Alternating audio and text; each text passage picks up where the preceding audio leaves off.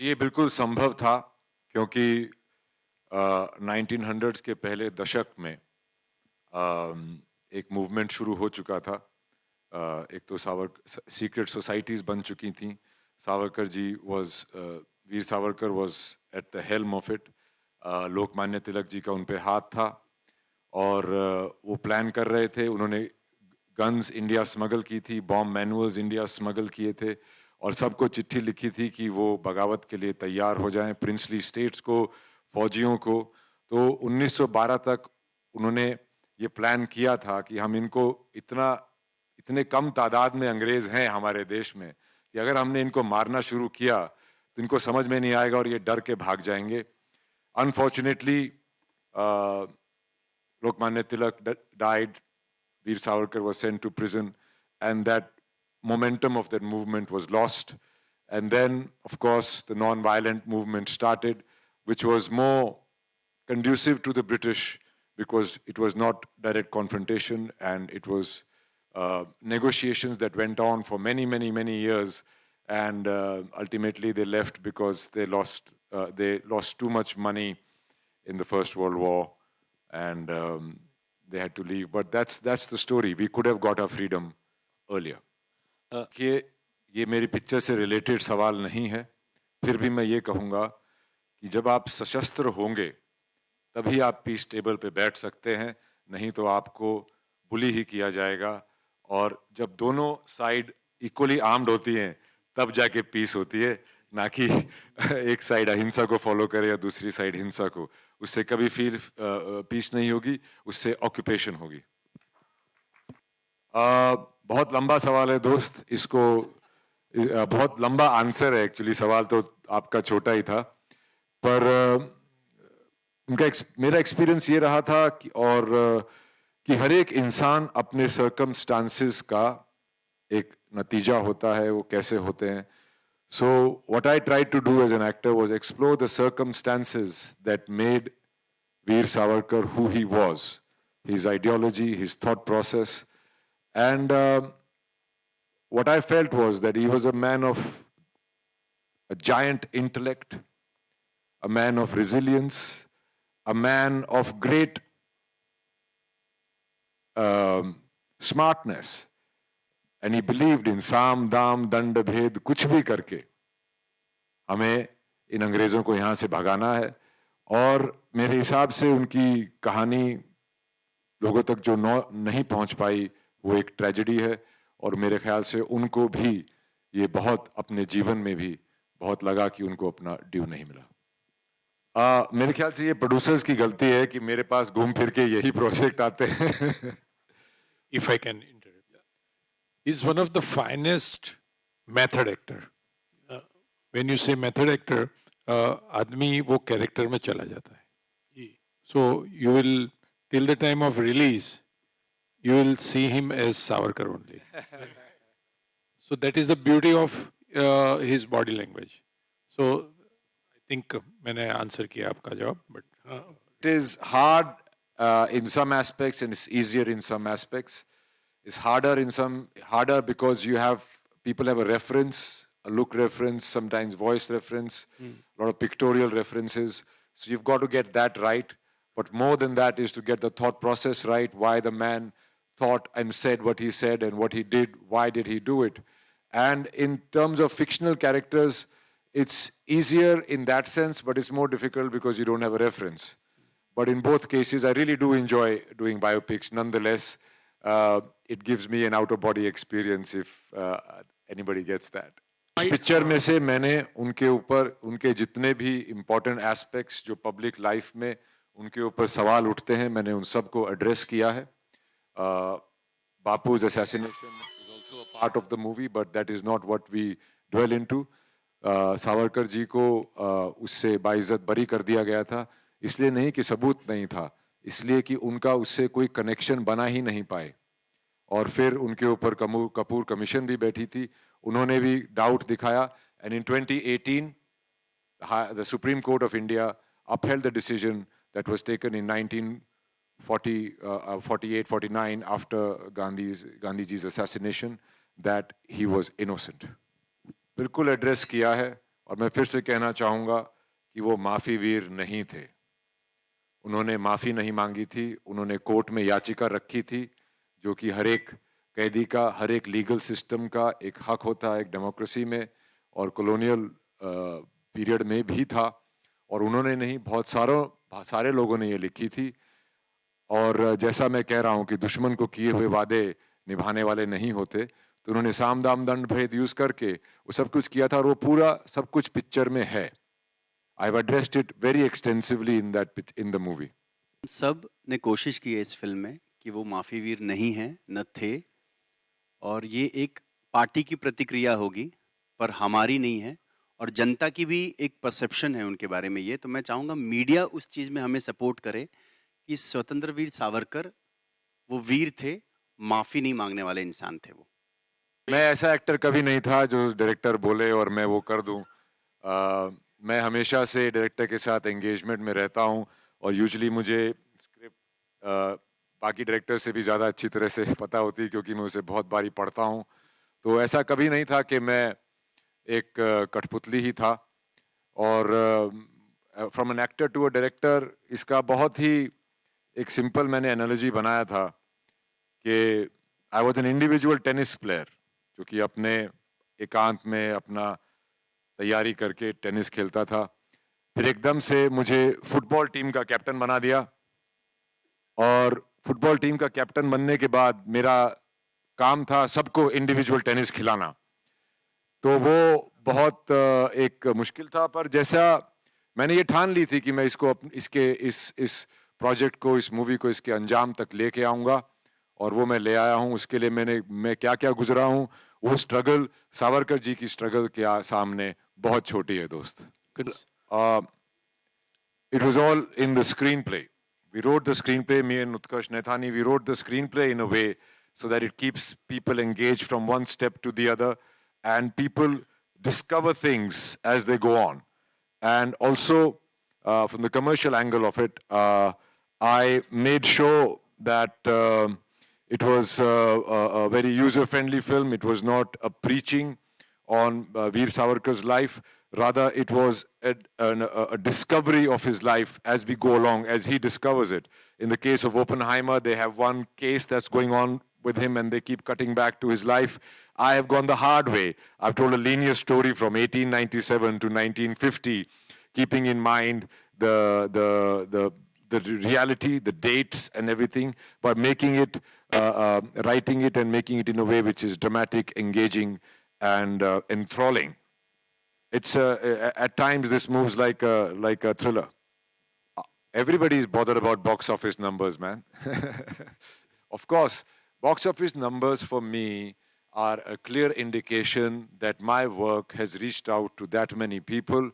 Oftentimes, the work that one does reaches out to people through OTT and satellite, but box office number gives you a guarantee that that many people saw it collectively in a hall, how movies are supposed to be seen. So it is very important. Every artist wants their work to reach out to as many people as possible. So, physical see, I do that in every role. It is more pronounced in movies like Sarabjit and Do Lafzon Ki Kahani, because that's an extreme physical transformation. But even in a series like Inspector Vinash or Cat, for that example, I did go. But transformation for me is more of a thought process, and how does that particular character sees the world. And physical transformation is probably the most basic part of it.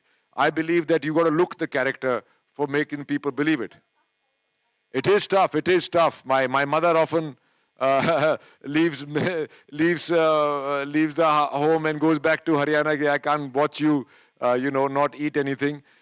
In this case, I lost about 32 kilos. So it was more than Sarabjit. But I felt that if a person is locked up in Kalapani for so long with meager food and very bad conditions, there was an extreme weight loss. And Savarkar ji had jaundice many, many times while he was there, and he was skeletal. And in fact, in the end, they finally let him out through Mr. Gandhi's intervention. My health condition has suffered a lot, but I've got my sister, Anjali Hooda, who's been very, very careful with my transformations, and she has warned me now not to do it again, but I probably will. I think I don't want to cheat myself, mostly, because getting those, I say no to every project when it comes to me, verbatim, like I don't want to do it, because I can already see how many months and years it's going to go into it. So I'm very reluctant, but once I've chosen it, then it is for me to experience as a human being, putting myself in another human being's shoes, and that cannot happen overnight. I do end up making less money than others, but I hope my work lasts longer, and I could be an example of some kind for people to come. And to love your work is to really love God, I think.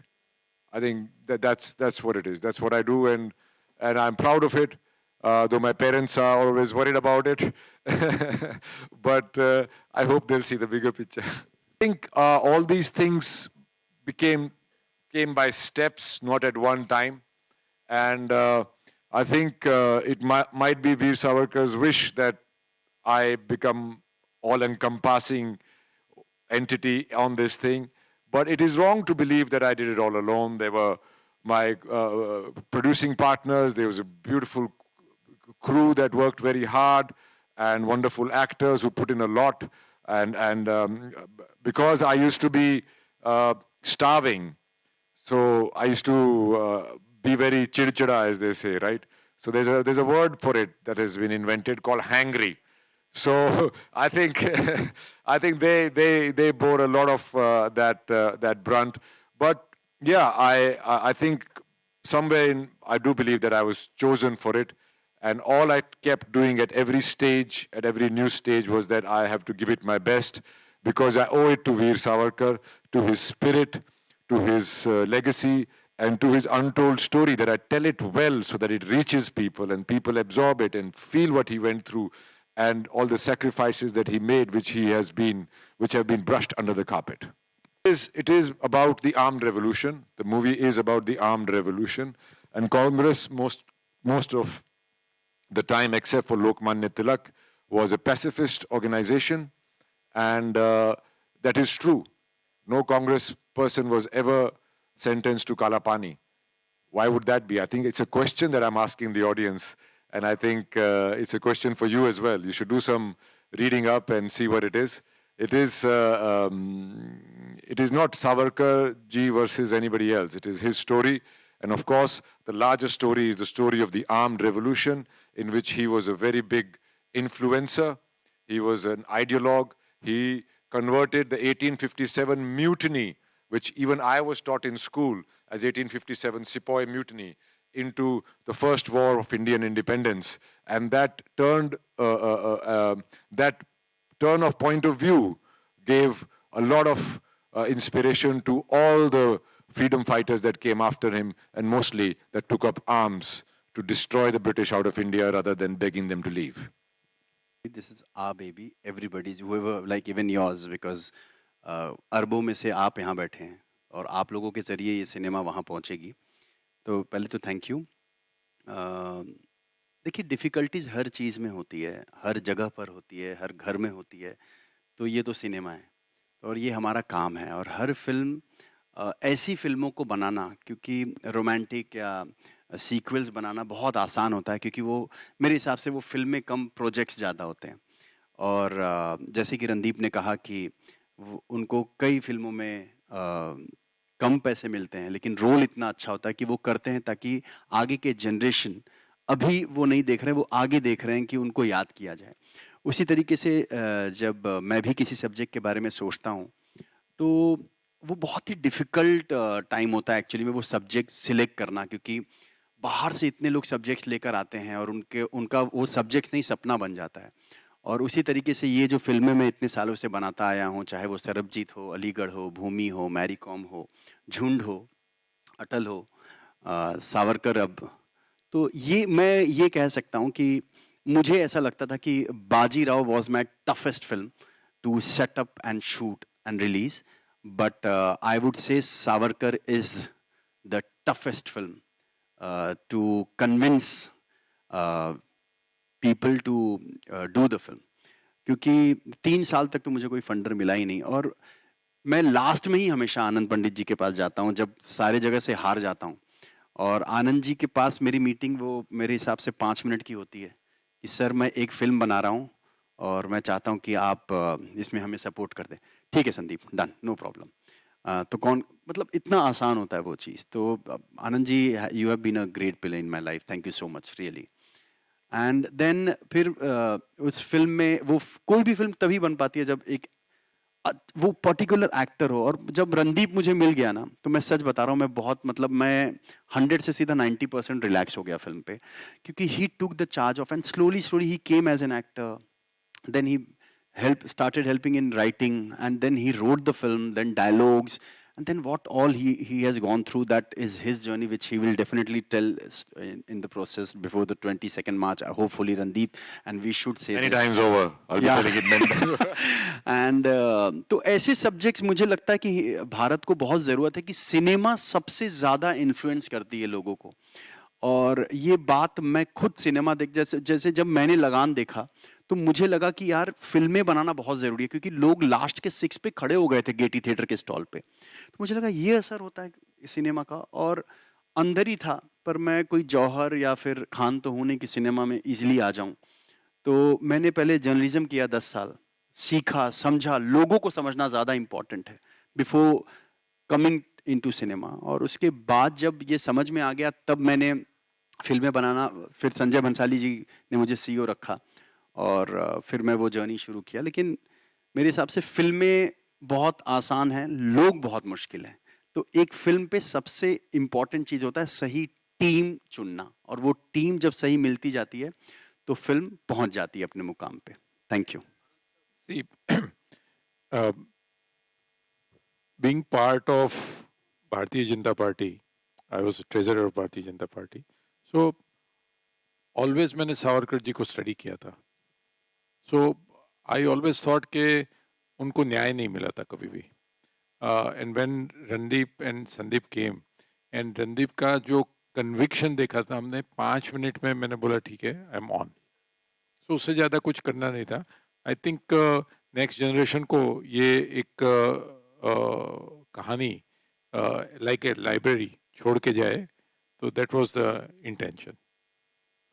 नहीं, मैं जब recce पे भी गया था तो मैंने अपने आप को उनकी सेल में बंद करने को बोला क्रू को, और बोला आप तुम जाओ, थोड़ी देर में बुलाता हूँ. मुझसे ज़्यादा देर रहा नहीं गया वहाँ पे, मेरा दम घुटने लगा.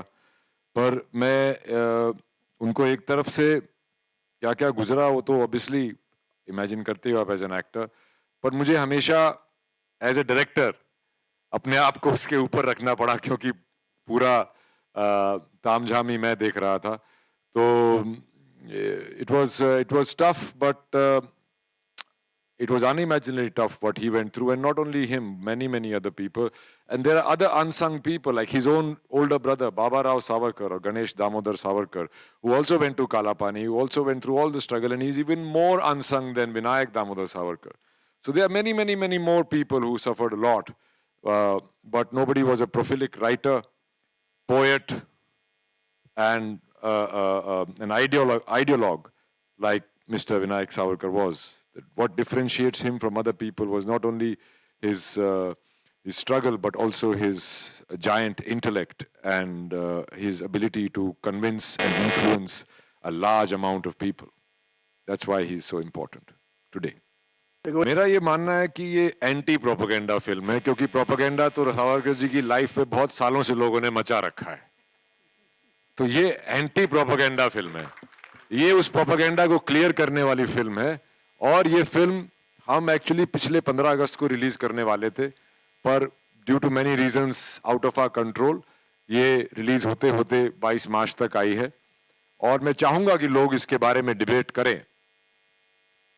जितना लोग इस फिल्म को सोशल मीडिया पे नकारेंगे, उतनी ही ये फिल्म लोगों तक पहुंचेगी. ये मेरा अपना मानना है.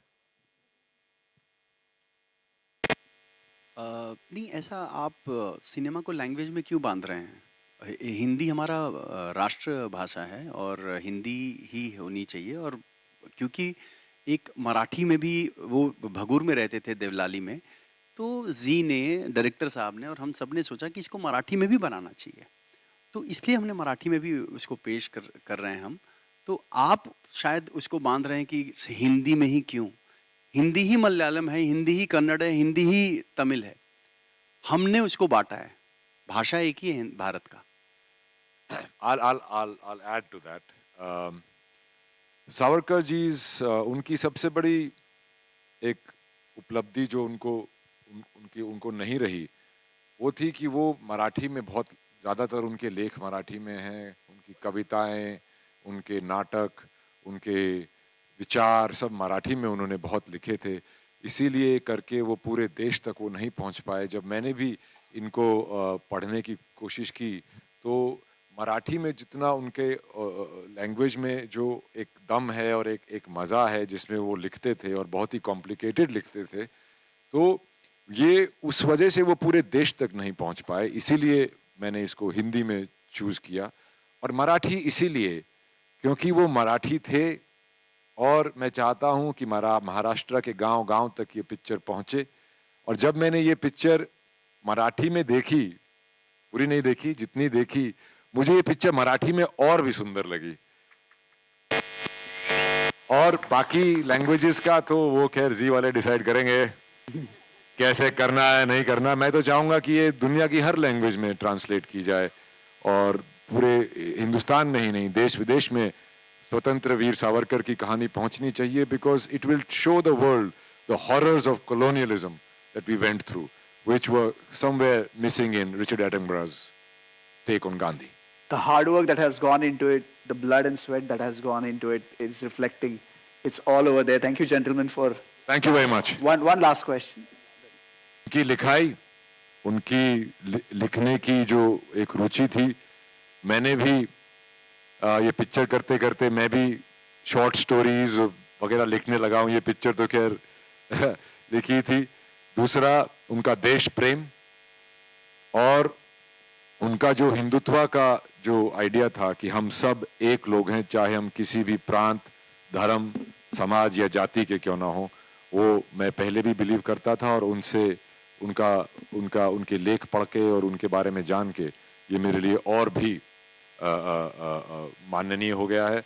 और उनकी काफ़ी क्वालिटीज जैसे तिखट, ये सब तो मेरे अंदर ऑलरेडी हैं। Here's hoping, gentlemen, you achieve what you want to achieve with this film. It's looking beautiful, and the kind of conversation your film has ignited is outstanding. Can we have a little bit of photo moment? Oh, thank you very much, guys. Thank you. Thank you. Thank you. Can we have the... Yeah.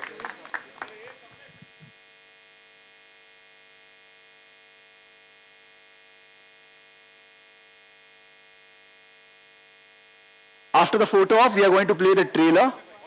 Once more, everybody loved it.